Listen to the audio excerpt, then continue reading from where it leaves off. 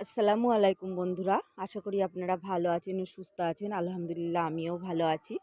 তো এই যে ক্যারেটে আমি টমেটো গাছ বসিয়েছি, কিভাবে মাটি তৈরি করেছি আর এ টু জেড পরিচর্যা আপনাদের সঙ্গে শেয়ার করছি। এই টমেটো গাছের মাটি যখন তৈরি করেছিলাম তখন আমি সরাসরি সবজির খোসা দিয়েই কিন্তু বেডটা রেডি করেছিলাম। তো সবজির খোসা দেওয়ার পরে উপরে আমি হালকা করে মাটি দিয়ে শাকের বীজ বসিয়েছিলাম। তারপরেই কিন্তু চারাগুলো নিয়ে এসে আমি বসিয়েছি। আর এখন আমার গাছের গ্রোথগুলো দেখুন কত সুন্দর। তো এসব চারাগুলো আমার বাগানে উঠেছে বীজ থেকে, যেগুলো সেই চারাগুলোই আমি কিন্তু বসিয়েছি।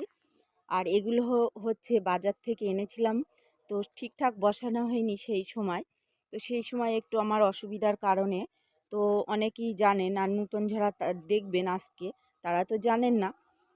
তো সব চারা আমি ঠিকঠাক রাখতে পারিনি, তো এইগুলোই আছে। তো এইভাবে আমি কিন্তু প্রত্যেকটা বসিয়ে তারপরে আমি 20 দিন পর থেকে কিন্তু তরল যে সরিষার খোলের লিকুইড সেটি ব্যবহার করেছি। এখানে রাসায়নিক সার কিন্তু আমি ব্যবহার করিনি। তো আপনারাও রাসায়নিক সার দিতে পারেন, কোনো অসুবিধা নেই। তো এই এই যে দেখুন, এই যে নিচের এই যে ডালটি, এটা আমি কেটে দেব, এটাও কেটে দেব।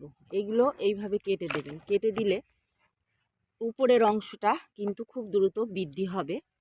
তো এই টমেটো গাছের এইভাবেই কিন্তু আমি পরিচর্যা করছি। আর এখানে কীটনাশক হিসেবে আমি কিন্তু জৈবভাবেই করছি।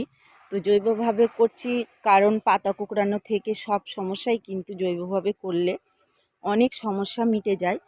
তো জৈবভাবে যারা করতে চান অবশ্যই দেখবেন আমার ভিডিওগুলো, দেখলে কিন্তু আপনারাও খুব সহজে বাগান করতে পারবেন কম খরচে। আর আমি খুব কম খরচে বাগান করি সবজির খোসা দিয়েই। তো সবজির খোসা আমি এত কোথায় পাই, কারণ আমার ফ্যামিলি তো খুব ছোট্ট। এটা জানতে হলে অবশ্যই আপনাদের কমেন্ট করতে হবে, কমেন্ট করে জানতে হবে।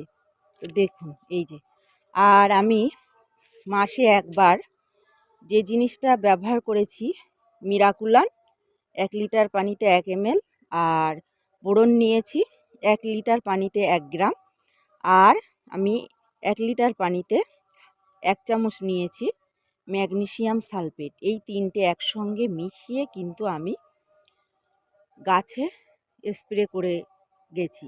তো এইভাবে এখনও করছি। আর পাতাগুলো দেখুন কত সুন্দর ও সবুজ। তো আপনারাও এইভাবে পরিচর্যা করুন, তাহলে কিন্তু আপনাদের গাছের গ্রোথগুলোও ভালো হবে। আর এই যে পাতাটা কুঁকড়ে যাচ্ছে, আমি যখনই যাচ্ছে তখন এইটাকে কেটে দিচ্ছি, তারপরেই স্প্রে করছি। আর এটা কিন্তু